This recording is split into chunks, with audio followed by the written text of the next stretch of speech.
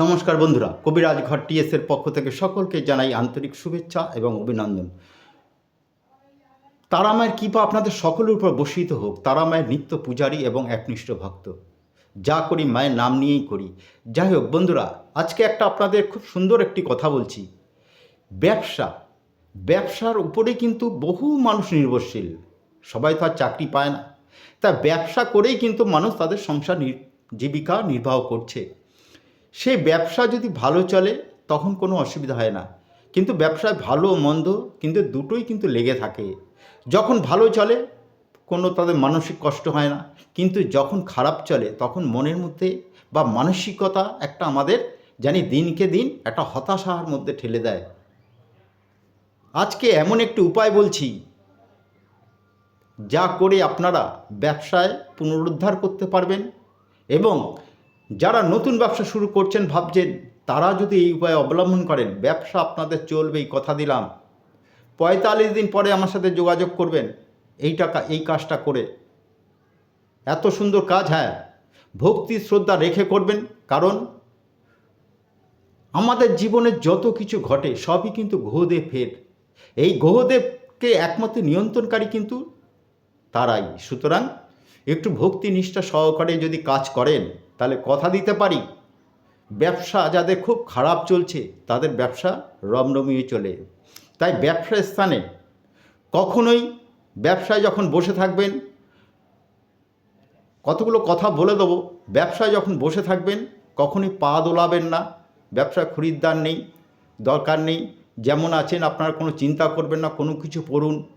Mobile বেশিক্ষণ ঘাঁটবেন না। Mobile যদি ঘাঁটেন ওখানে কিন্তু রাহু ঢুকে যায়, জানবেন এটা। মোবাইল যদি ঘাঁটেন সেরকম শিক্ষণীয় কিছু পোস্ট আপনারা দেখুন, বা যেখান থেকে একটা জ্ঞান অর্জন করতে পারবেন সেই জিনিসটা দেখুন। আর যতটা পারবেন নেশা, দোকানে কিন্তু কোনো নেশা করবেন না।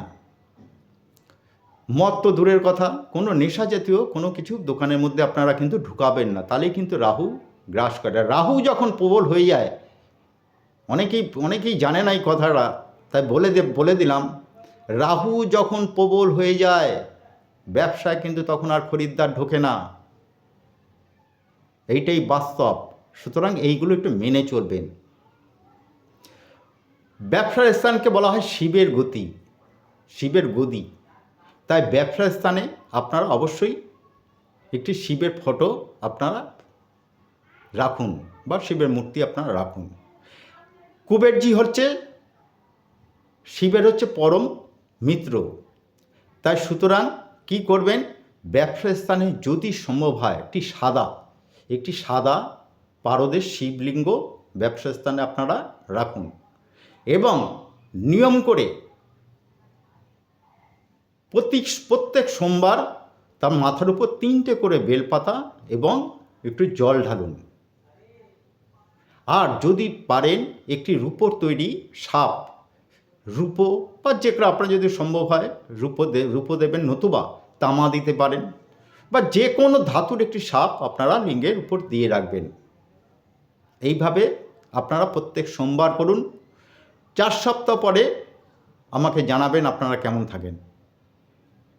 প্রত্যেক সোমবার যখনই মাথায় আপনারা 3টে বেলপাতা নিখুঁত বেলপাতা ওর উপরে দিন, দোকান খুলবেন, দোকান খুলে আপনারা ওর উপরে চাপিয়ে একটু জল দিন। আর কি করবেন, একটু সাদা সর্ষে নেবেন, মাথায় রাখবেন, সাদা বা যে হলুদ সর্ষেটা পাওয়া যায়, হলুদ সর্ষে নেবেন এবং একটু কালো তিল নেবেন। দুটো 50 গ্রাম করে নিয়ে দুটো একসাথে মিশাবেন। দোকান খুলছেন, ঝাড় দেবেন না, আগে দুধ নিলেন, হাতের মধ্যে 1 মুঠ নিলেন, এক হাতে নিলেন, নিয়ে ওখান থেকে অল্প একটু আপনার ডান হাতে নিলেন, আর যেটা বাঁ হাতে আছে বাঁ হাতে থাকলো, দিয়ে ডান হাতেরটা বাম দিকে ছুঁড়ে দেবেন, বাম হাতেরটা ডান দিকে ছুঁড়ে দেবেন যতটা সম্ভব হয়। এইভাবে করতে থাকুন। ব্যবসা আপনাদের গতি বৃদ্ধি আসতে বাধ্য, এবং এইটাকে আপনারা চালিয়ে যাবেন যতক্ষণ না পুরোপুরি আপনাদের ভালো চলছে। আর একটি উপায় বলছি, সেটা হচ্ছে গোমতী চক্র বা নাভিশঙ্খটা আপনাকে নিয়ে আসতে হবে। দশকর্মার দোকানে পেয়ে যাবেন। এবার নাভিশঙ্খগুলো জ্যান্ত আছে কি না কী করে বুঝবেন, ওই নাভিশঙ্কের উপরে প্রত্যেকটার উপরে একটু করে লেবুর রস, পাতি লেবুর রস দেবেন, দেখবেন নাভিশঙ্কটা নড়াচড়া করছে, তখনই জানবেন ওটা জীবিত আছে।